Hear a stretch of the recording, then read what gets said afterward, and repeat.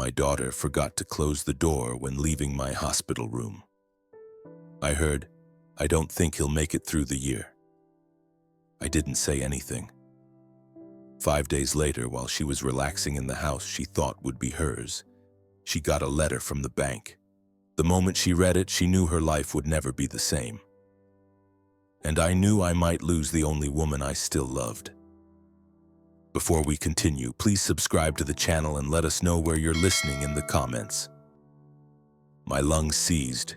The air, once a trusted friend, turned to glass in my throat. I was drowning in the profound silence of my own house, the house I built for Martha, bored by agonizing bored. The only sound in the universe was the pathetic rasp of my own dying, a wet, tearing sound that echoed in the lonely space where her laughter used to live. Panic, a cold, predatory thing, sank its teeth into me. My chest was a cage, and some invisible brute was tightening the bars, crushing the life out of me with a slow, deliberate force. I tasted metal and terror.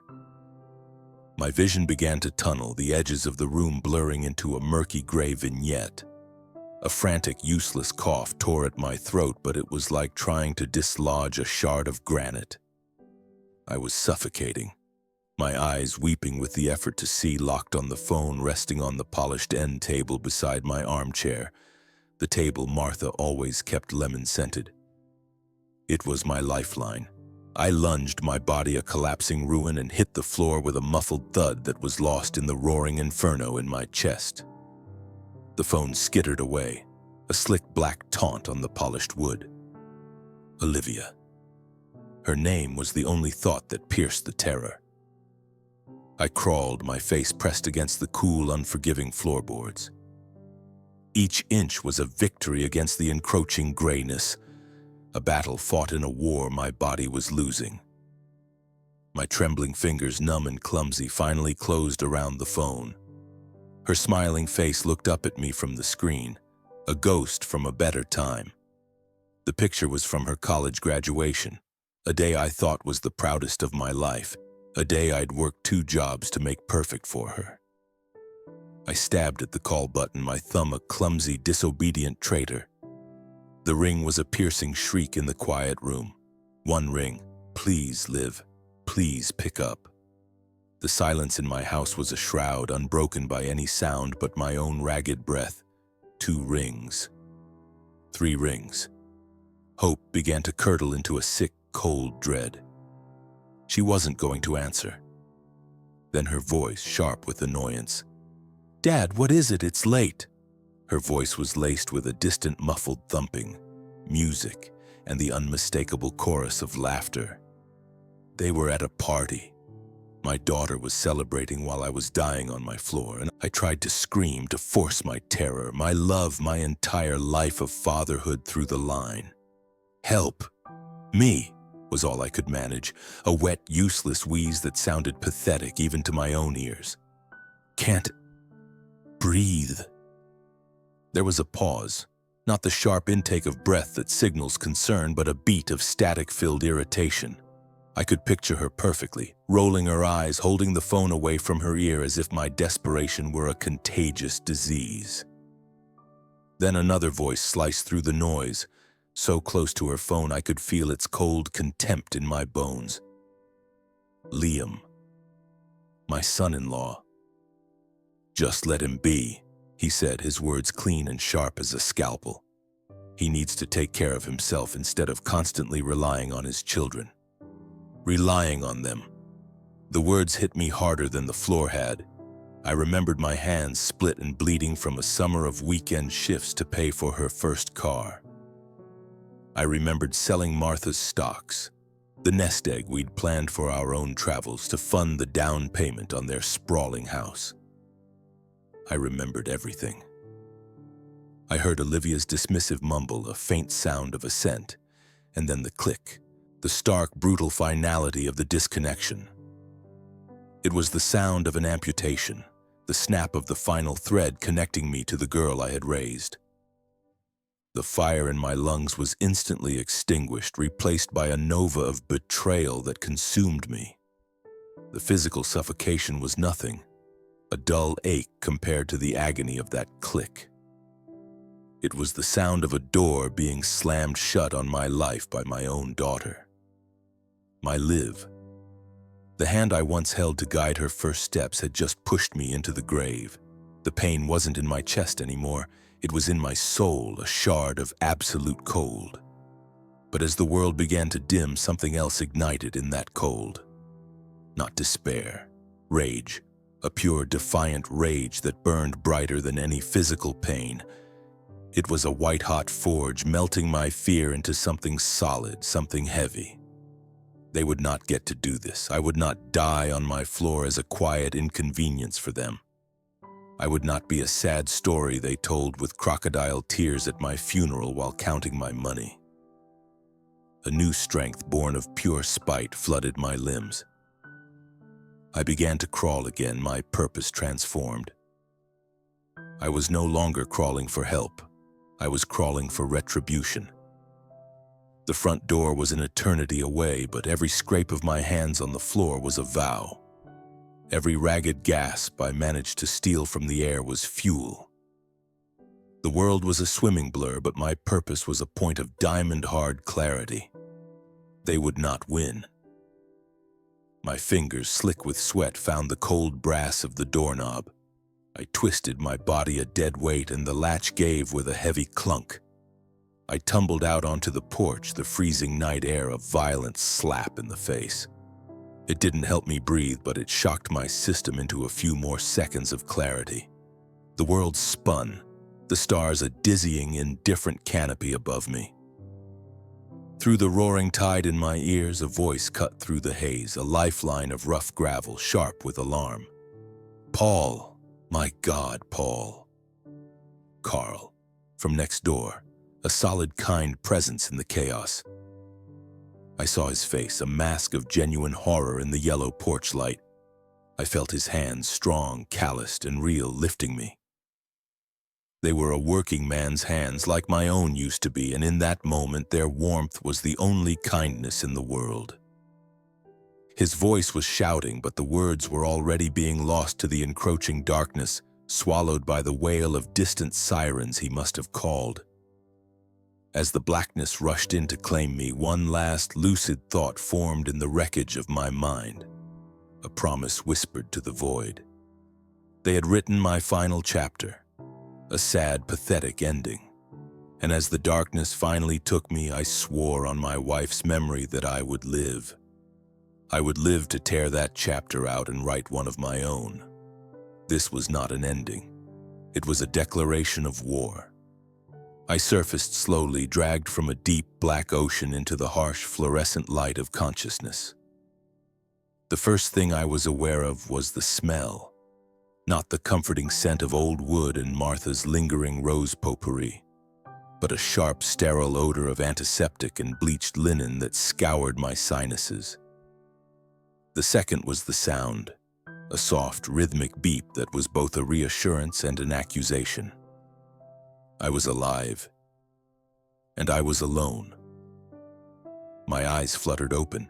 The ceiling was a landscape of acoustic tiles, stark and white. I was in a bed tucked in with a crispness that felt alien, a tube taped to the back of my hand. The room was a pale, neutral beige, devoid of memory or warmth. It was a place for bodies, not for people. Through the window, a sliver of gray morning sky was visible, a washed-out watercolor that mirrored the emptiness inside me.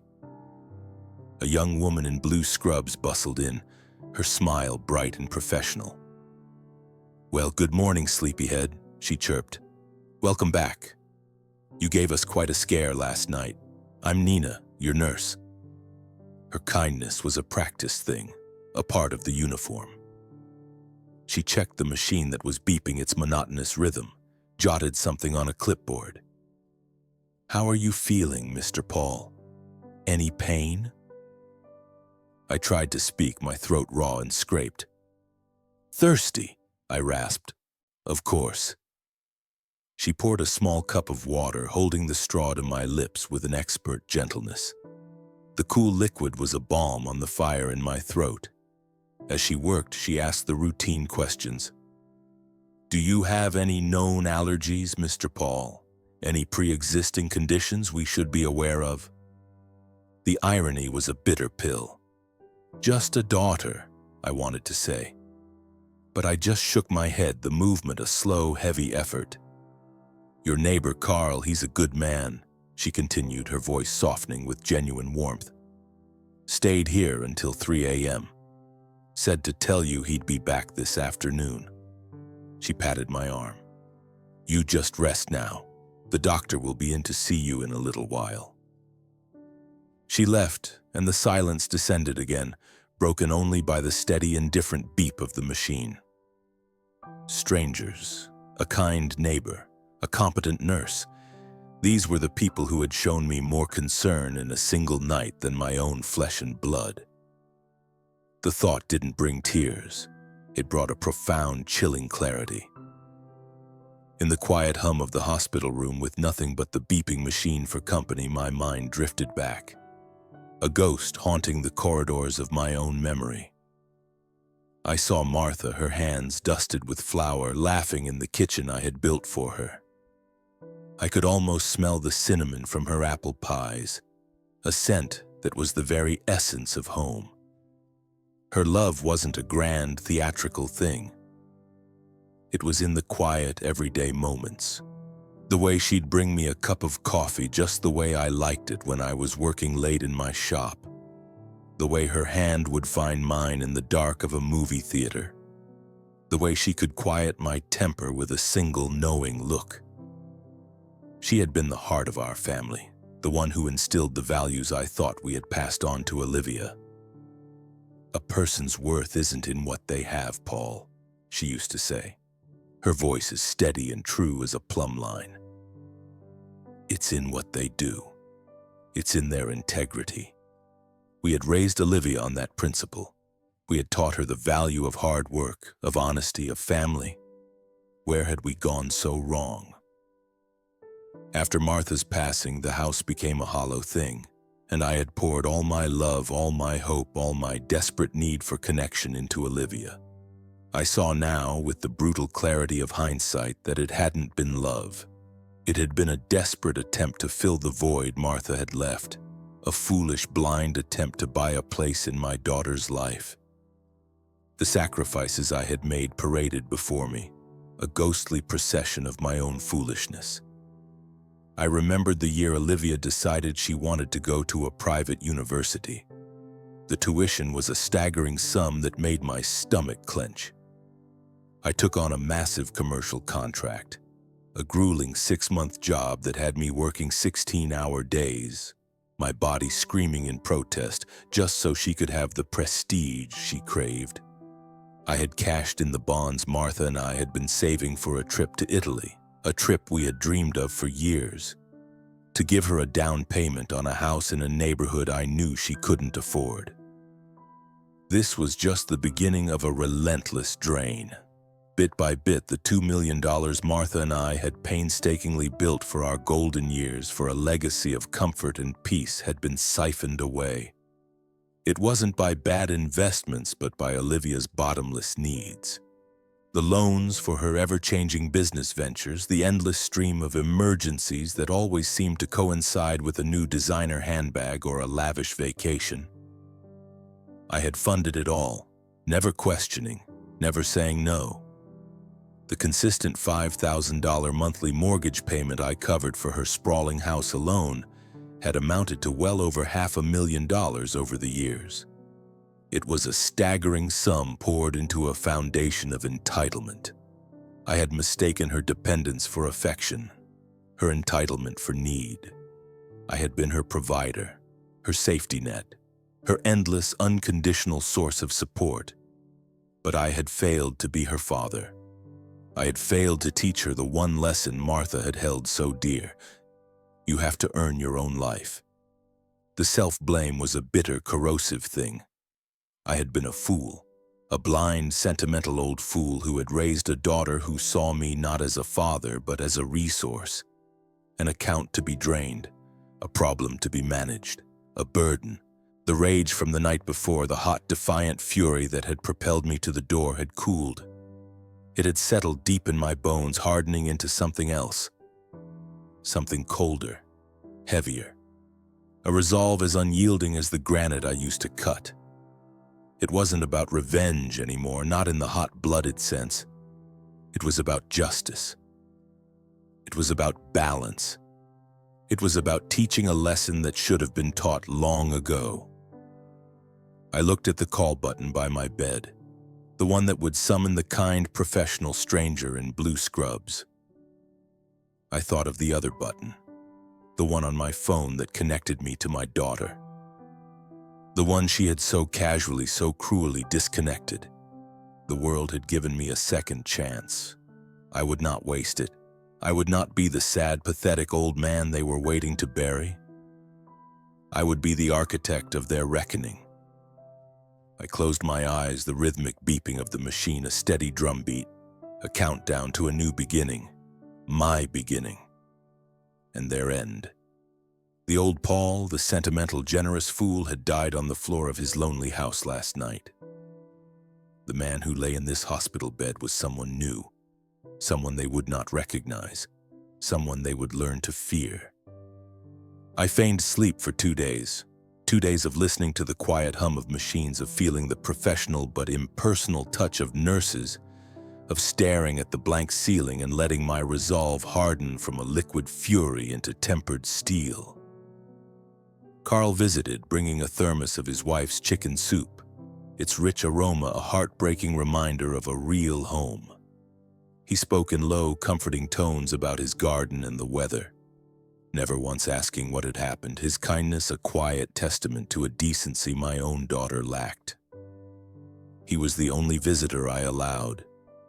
I instructed the nurses to tell anyone else, to tell her, that I was resting and not to be disturbed. On the third day, the door to my room swung open without a knock. They arrived not with the sheepish humility of remorseful children, but with the performative concern of actors taking the stage. Olivia was immaculate in a cream-colored cashmere sweater, a faint, expensive floral scent trailing in her wake, a ghost of the party she couldn't bear to leave. Liam stood beside her, his hand on her back, a portrait of the supportive husband, his face a carefully arranged mask of solemnity.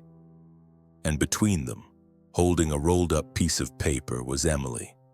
Her eyes, wide and worried, found mine immediately. She was the only one in the trio who looked like she belonged in a hospital room. "Dad," Olivia began, her voice a soft, practiced coo. "My God, we were so worried. We came as soon as we heard." A lie, a bald-faced, effortless lie. 2 full days had passed. I remained silent, my gaze fixed on my granddaughter. "You really gave us a scare," Liam added, stepping forward. He gestured vaguely at the IV drip. "This is quite the scene. You have to be more careful, Paul. An episode like that, it's a lot for people to handle." There it was, not an apology but a reprimand. My near-death experience had been an inconvenience, a social faux pas. I felt a cold smile touch my lips, but I said nothing. My silence seemed to unnerve them more than any accusation could have. They fidgeted, their polite facade cracking under the weight of my unblinking stare. Emily broke the tense silence. She stepped forward hesitantly and placed the rolled-up paper in my hand. Her small fingers were warm against my cold skin. "I made this for you, Grandpa," she whispered. I carefully unrolled the drawing. It was a grand old oak tree, its branches thick and sprawling, its roots digging deep into the earth, rendered in the earnest, vibrant colors of a child's crayon set. It was a symbol of strength, of endurance, of everything I used to believe our family was. I looked at her, my heart a painful, aching knot in my chest. "It's the most beautiful tree I've ever seen, sweetheart," I said, my voice thick. It was the first time I had spoken to them. My voice was for her and her alone. I patted the edge of the bed. "Come, sit with me for a while." She scrambled up, her small weight a comforting presence. Olivia and Liam exchanged an irritated glance. My complete disregard for them, my focus solely on Emily, was a breach of their script. "We brought you some grapes," Olivia said, holding up a plastic container as if it were a holy offering. "And a magazine." "I don't want them," I said, my voice flat and final. I turned to them, my gaze as hard and unyielding as granite. "I'd like some time alone with my granddaughter. Please wait outside." The command, so devoid of my usual gentle deference, clearly shocked them. Olivia's mouth opened, a protest forming, but Liam put a hand on her arm, his expression a mixture of annoyance and forced compliance. They stepped out into the hallway, pulling the door almost but not quite shut. I turned all my attention to Emily, to the pure, untainted love in her eyes. We talked about her school, her friends, the new book she was reading. For a few precious minutes, I allowed myself to forget the two vipers lurking just outside the door. I was just a grandfather, and she was just my granddaughter. The world was simple. But then their voices, low and conspiratorial, drifted through the small gap in the door. They must have thought I couldn't hear, or perhaps, in their arrogance, they simply didn't care. "His health is really failing," Olivia said, her voice a low, clinical observation. "The doctor said his lungs are in bad shape. That attack was massive. I honestly don't think he'll last the year." My hand holding Emily's drawing tightened. Liam chuckled. It wasn't a sound of mirth. It was a dry, greedy, calculating sound, the sound of a predator circling its prey. "Well, try to look on the bright side," he said, his voice dripping with false sympathy. "Once he's gone, that $2 million and the house will finally be ours. No more begging. No more having to pretend we care about his ancient stories." They laughed together then, a soft shared sound of pure avarice that echoed in the sterile silence of the hallway. It was the sound of my death warrant being signed, of my grave being dug, of my entire life's work being reduced to a price tag. It was the final, definitive blow, and a switch flipped inside me. It wasn't loud, it wasn't dramatic. It was a quiet, profound, and irreversible shift. The suppressed rage, the simmering resolve crystallized into a diamond-hard certainty. The pain, the betrayal, the heartbreak, it all burned away, leaving behind a core of absolute Arctic cold. This was no longer about teaching them a lesson. This was about survival, my survival, the survival of my legacy, of Martha's memory, of the last shred of decency in my family, which now resided entirely in the small girl sitting beside me. I looked down at Emily, who was blissfully unaware of the conversation that had just sealed her parents' fate. I looked at the drawing of the oak tree in my hand. Strength, endurance, roots. They had tried to cut mine. They thought they had succeeded. They were about to find out how deep my roots truly went. The old Paul, the sentimental father who would have forgiven anything, was well and truly dead. The man they had left for dead on the floor was now planning a demolition, and their comfortable, entitled lives were ground zero. The moment the hospital discharged me, I didn't go home. The house felt tainted, a stage for a betrayal I wasn't ready to revisit. Instead, I had a taxi take me directly to a quiet hotel downtown, a sterile, anonymous space where I could think without the ghosts of the past whispering in my ear. My first call was not to check my messages, not to see if my daughter had bothered to express any further performative concern. It was to Elaine Carter. She answered on the second ring, her voice the familiar no-nonsense alto that had guided me through contracts and legal squabbles for 3 decades.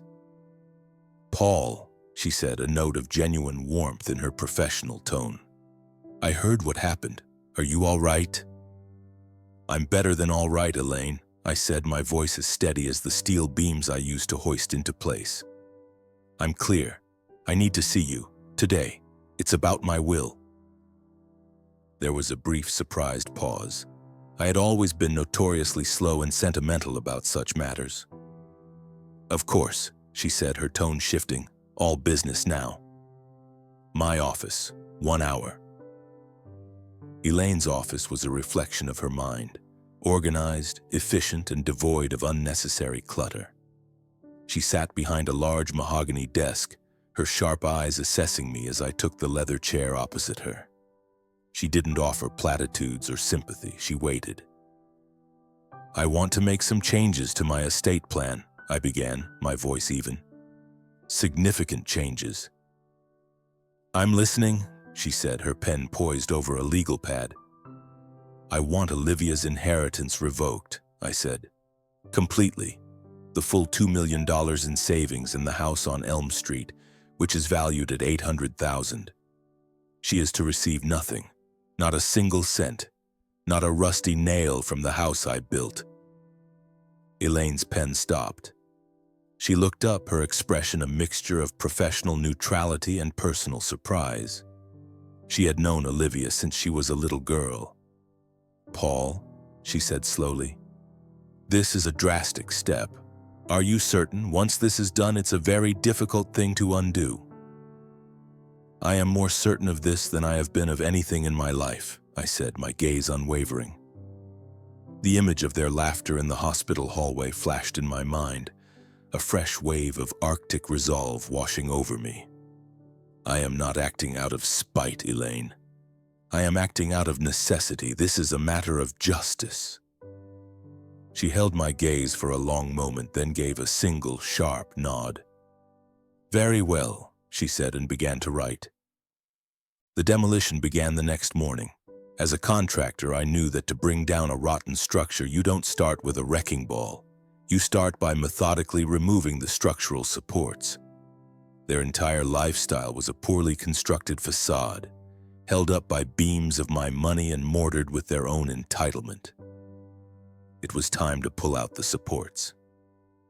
My first stop was my bank. I sat across from a young man named David who handled my accounts. "David," I said, "I need to make a change to the joint account I share with my daughter Olivia. I want her access frozen immediately, and I want to cancel the recurring $5,000 monthly transfer to her mortgage company. Effective today." David's eyes widened slightly. He knew the transfer had been going out like clockwork for over a decade. He tapped at his keyboard, a look of mild confusion on his face. "Of course, Mr. Paul. I can do that for you. Is there a problem?" "Just tidying up my finances," I said with a thin smile. It felt good. It felt clean. It felt like the first swing of a sledgehammer against a rotted wall. Next, I called the insurance company. The premium on their top-of-the-line luxury SUV, the one Liam paraded around town like a trophy, was astronomical. I had paid it without a second thought for years. "I'd like to cancel policy number 74B-398, I told the agent on the phone. "Yes, I'm sure. The owners of the vehicle will have to arrange for their own coverage." Another support beam kicked out. I could almost hear the creak of the structure beginning to sag. But demolition is only half the job. A good contractor builds something new and better in the place of the old. My new legacy, my true legacy, began to take shape on Elaine's legal pad. 20% of my liquid assets, I instructed her, I want donated to the Carl and Martha Miller Fund for Elder Support, a new charity we're going to establish. It will be dedicated to providing in-home assistance and companionship for the elderly in our community.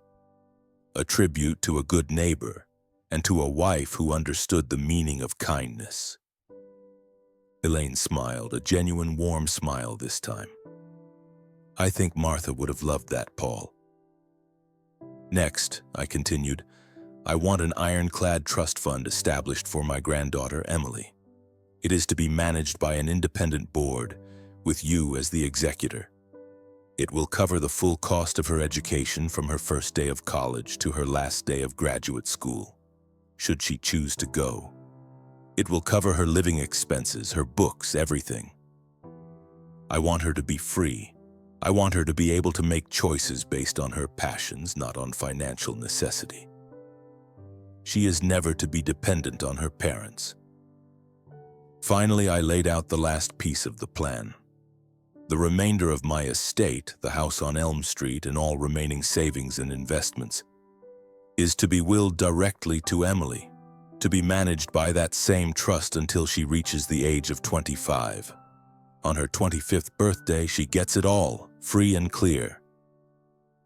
Elaine finished her notes and looked at me, a newfound respect in her eyes. "This is a fortress, Paul," she said. "A fortress for Emily." "That's the idea," I said. "A fortress built on the ruins of a house that was rotten to the core." The final step was the most difficult and the most necessary. It was the severing of the last tie. That evening, I sat in my quiet hotel room and looked at my phone. There were 17 missed calls and 32 text messages from Olivia and Liam. A torrent of confusion, then annoyance, then outright rage. I read none of them. I simply opened their contacts, my thumb hovering for a moment over Olivia's smiling graduation photo. Then, with a sense of profound, quiet finality, I pressed block. I did the same for Liam. The silence that followed was different from the lonely silence that had haunted my house. This was a chosen silence, a clean silence. The silence of a job site after a successful, controlled demolition. The ground was cleared. The foundation for something new, something strong, something worthy of Martha's memory had been laid. And now, all I had to do was wait for the inevitable, desperate screams of those who had just realized the ground beneath their feet had vanished. I returned home a week later. The hotel had served its purpose, but the silence there was the anonymous hush of a waiting room. The silence in my own house was a living thing, steeped in memory.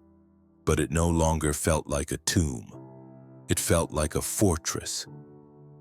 I spent my days in my workshop, the scent of fresh-cut pine and cedar, a clean, honest perfume that scrubbed the lingering scent of Olivia's betrayal from the air.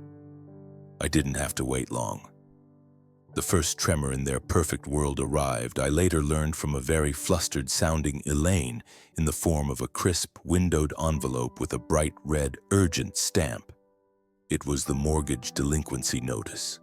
A $5,000 payment, a sum they hadn't personally paid in over a decade, was past due.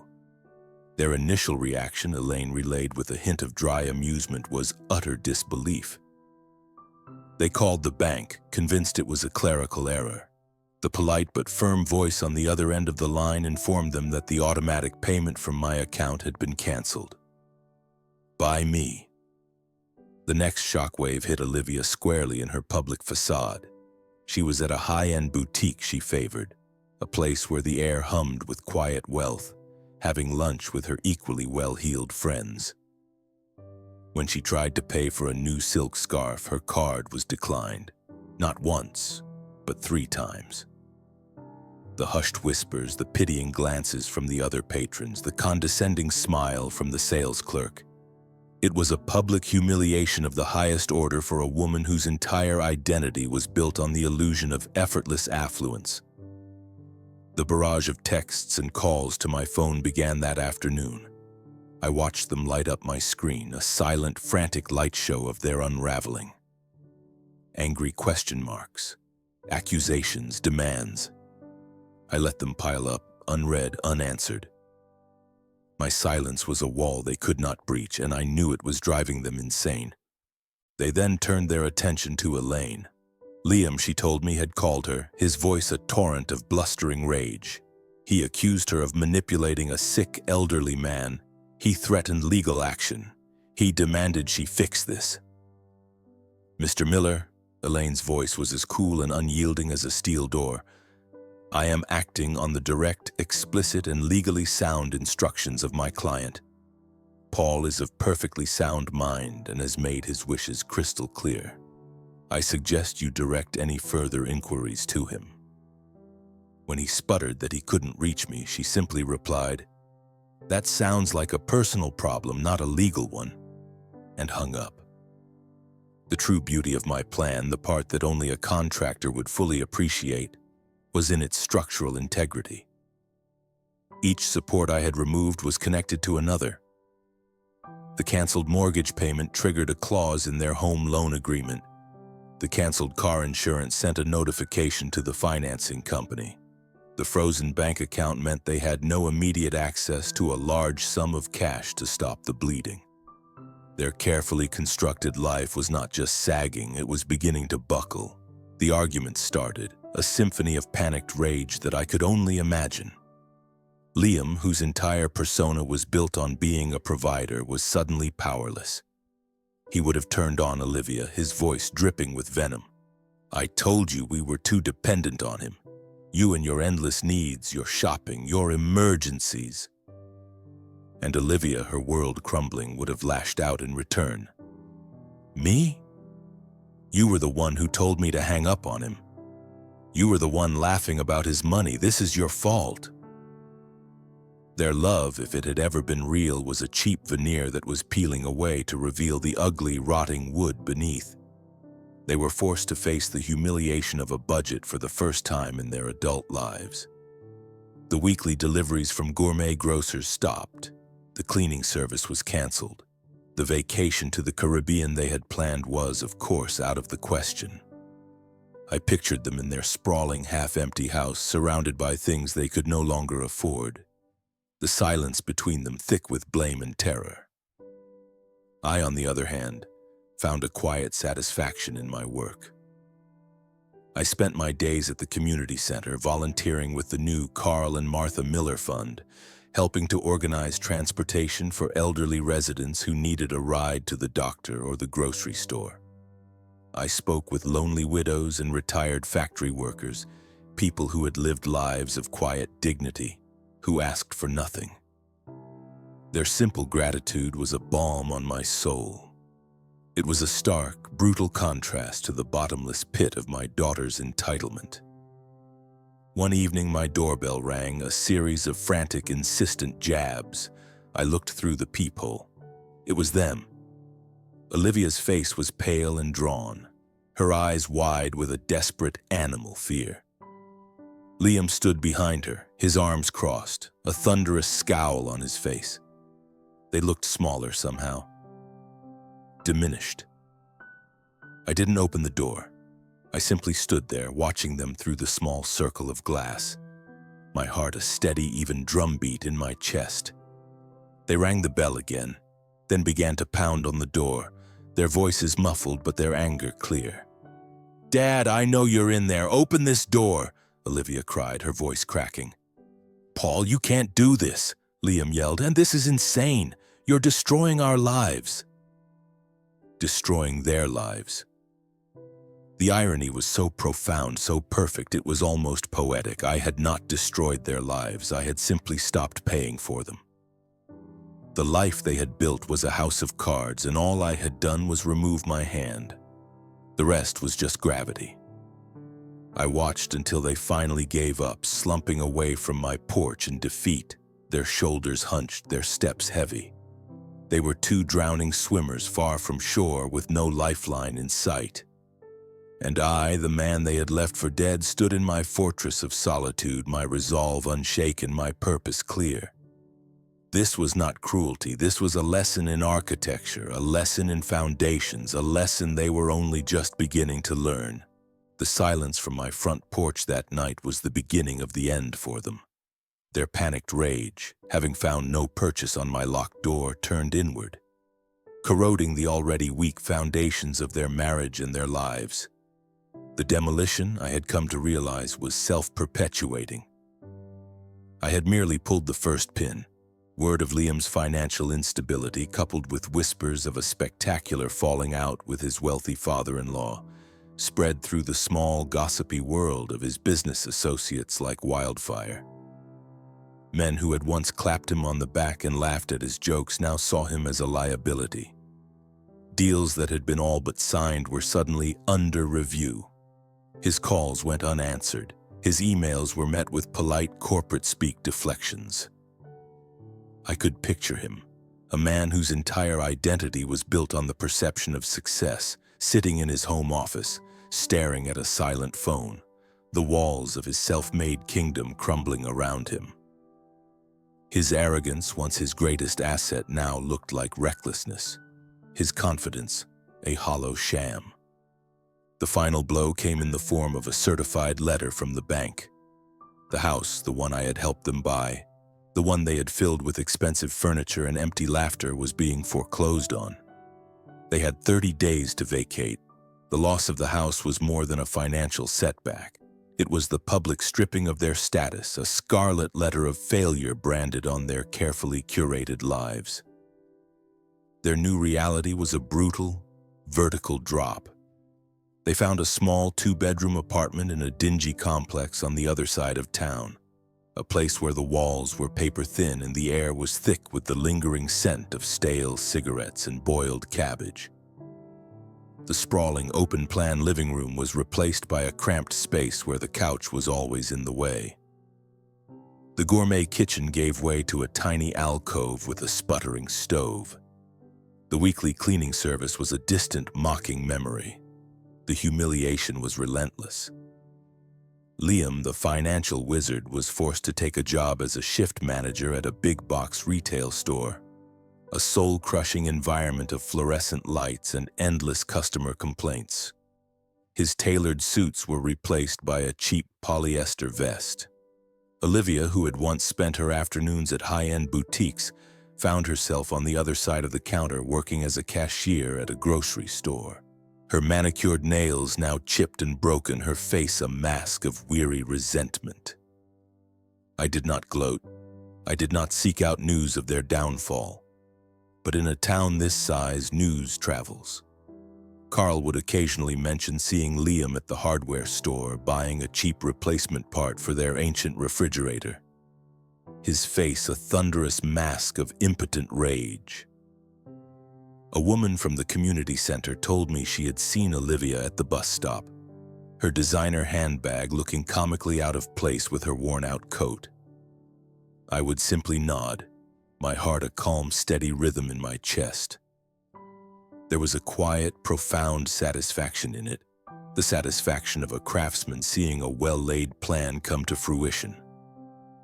The justice was not in their suffering, but in the irrefutable, undeniable truth of cause and effect. They were finally living the consequences of their own choices. My life, in stark contrast, had found a new, quiet rhythm. The Carl and Martha Miller Fund became my purpose. I spent my days at the community center not as a wealthy benefactor, but as a volunteer. I drove Mrs. Gable to her doctor's appointments. I played checkers with a retired machinist named Frank, a man with hands as gnarled as old tree roots and a spirit as sharp as a tack. I listened to their stories, stories of lives lived with integrity, of hardships endured with grace, of families built on love, not on transactions. Their simple, genuine gratitude was a balm on my soul, a quiet affirmation that the values Martha and I had held so dear were not in fact obsolete. Months passed. The seasons turned. Then, one crisp autumn afternoon, there was a soft, hesitant knock on my door. It was Emily alone. She had grown in the intervening months, her face thinner, her eyes holding a new, quiet gravity. She held a small, neatly wrapped package in her hands. I led her into the kitchen, the heart of the house, and poured her a glass of milk. We sat in a comfortable silence for a few moments, the silence of two people who understood each other without the need for words. "I wanted you to have this," she said finally, pushing the package across the table. I opened it. Inside was a simple, beautifully crafted wooden frame.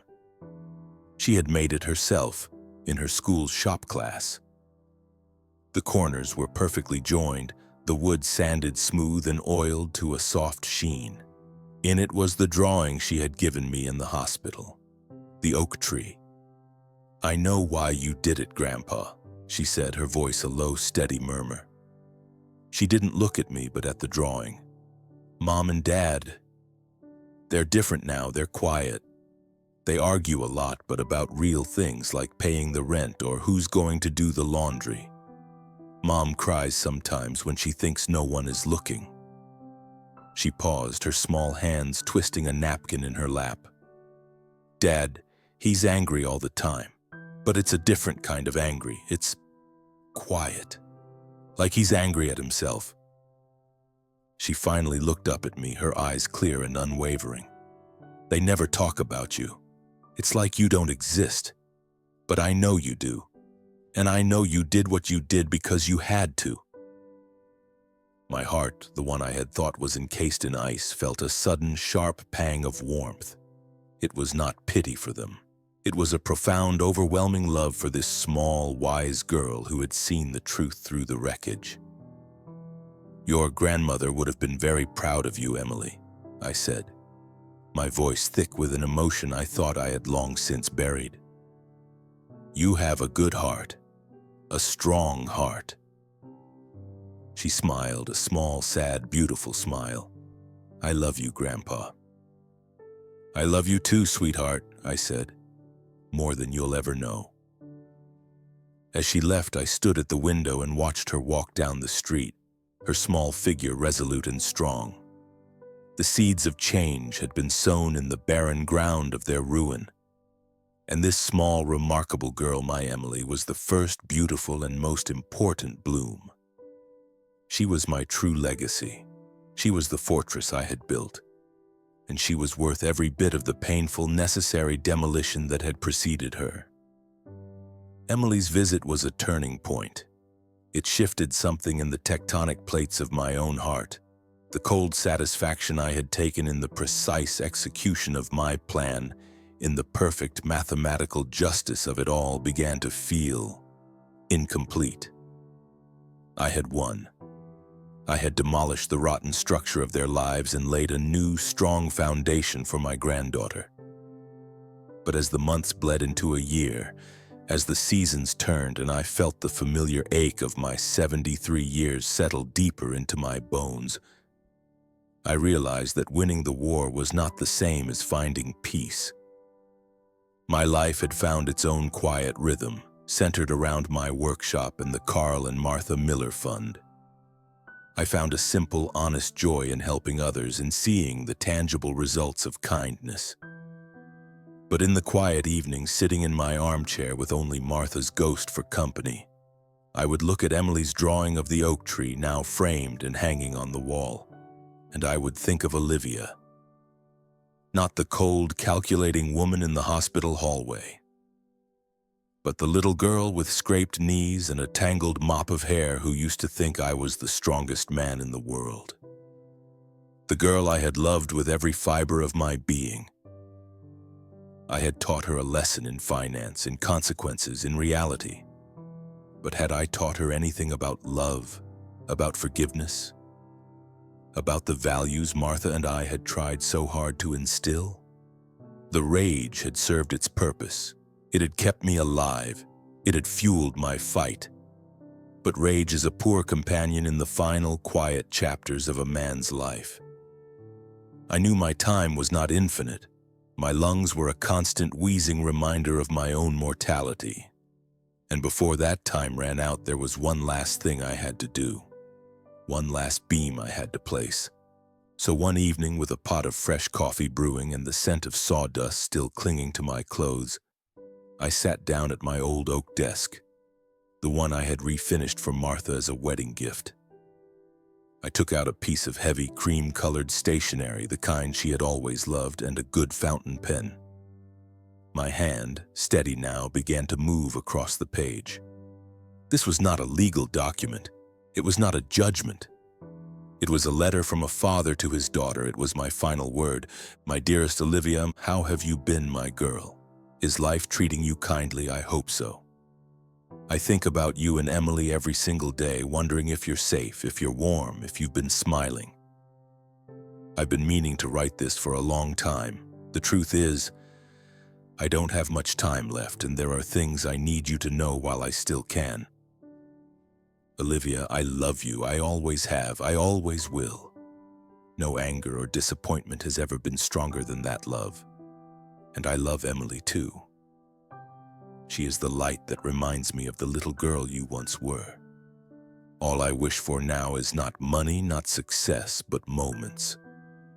I wish I could sit at the table with you and Emily, share one quiet dinner, hear laughter in this house again. That's all I've ever wanted in these final years, just to be close to my family. I know life has been harder since I stopped helping you financially. But money can always be earned again. Time cannot. The days we lose with each other, we never get them back. That's what I want you to understand before it's too late. If there is another life after this one, I would still choose to be your father. And if you ever come back to a house I built, I'll be here, in every beam, in every room, waiting for you.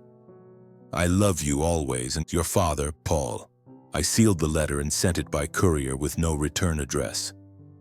I didn't know what to expect, perhaps nothing, perhaps more anger. But I had said what needed to be said. The rest was up to her. The next afternoon, as the sun cast long shadows across my workshop floor, I heard a soft, hesitant knock on the front door.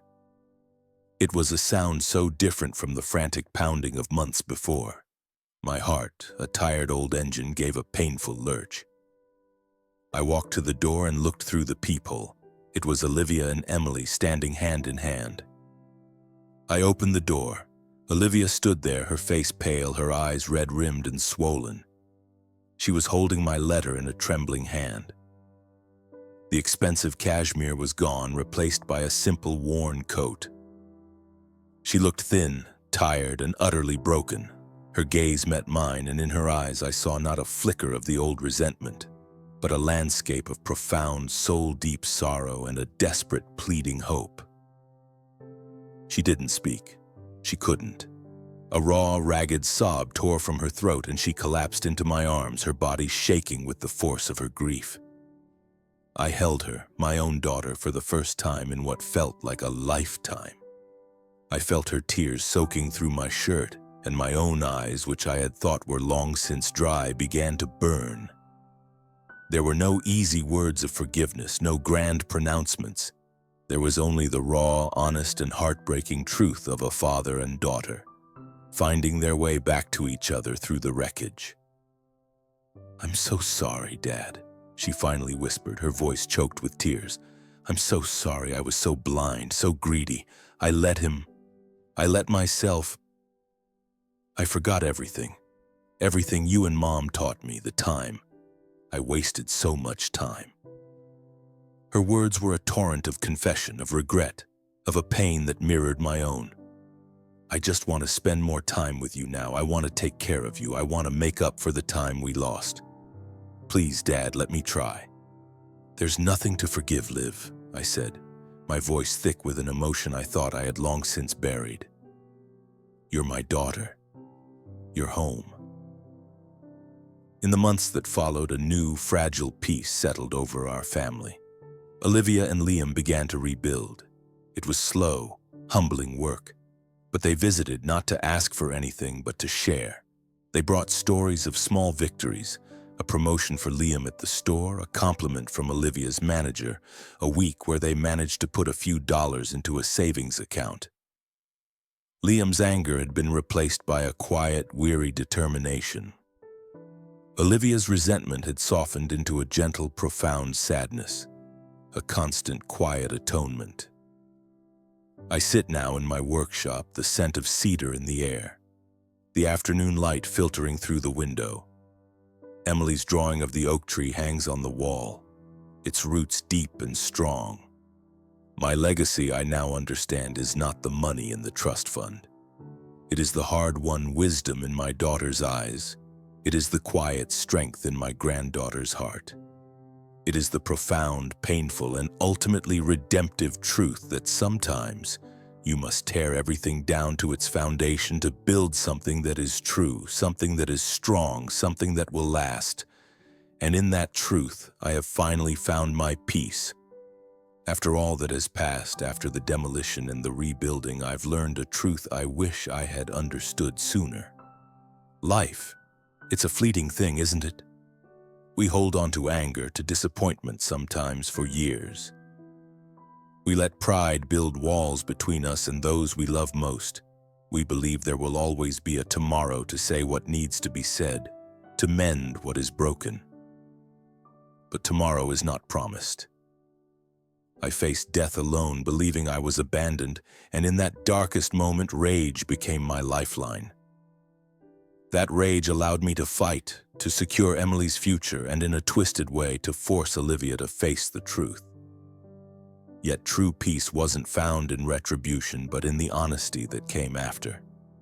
In the tears, in the embrace, in the simple act of saying, "I love you," when it felt like all hope was lost. So if you hear this, and if there is a rift in your family, an unspoken word, a lingering resentment towards a parent, a child, a sibling, please find the courage to speak. Life is too short for unspoken words, for unacknowledged pain, for love that waits until it's too late. Say what's in your heart, truly.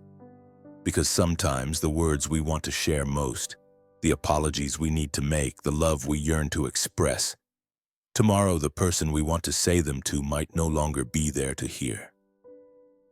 Don't let your story end with silence, as mine almost did. Let it end with love. Let it begin with understanding. If you like this story, please like this video, subscribe to the channel, and share your impressions of this story in the comments. To listen to the next story, click on the box on the left. Thank you for watching.